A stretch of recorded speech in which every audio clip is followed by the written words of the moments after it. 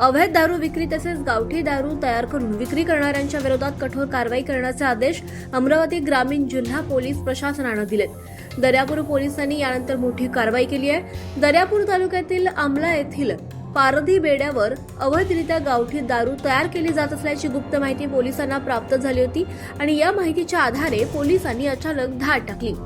कारवाई दरम्यान घटनास्थळावरून गावठी दारू तसेच एक मोटारसायकल जप्त करण्यात आली आहे।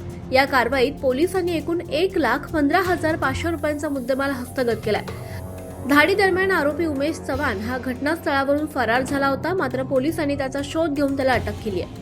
सदर कारवाई अमरावती ग्रामीणचे पोलीस अधीक्षक निकेतन कदम यांच्या आदेशानुसार आणि मार्गदर्शनाखाली करण्यात आली। तसेच अतिरिक्त पोलीस अधीक्षक दत्ता तोटेवार आणि उपविभागीय पोलीस अधिकारी सतीश कुलकर्णी यांच्या मार्गदर्शनाखाली ही मोहीम राबवण्यात आली।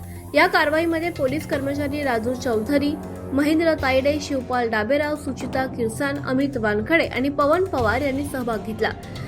या धडक कारवाईमुळे परिसरातील अवैध गावठी दारू निर्मिती आणि विक्री करणाऱ्यांमध्ये खळबळ उडाली असून अशा प्रकारच्या कारवाया पुढेही सुरू राहणार असल्याचा इशारा पोलीस प्रशासनाने दिलाय।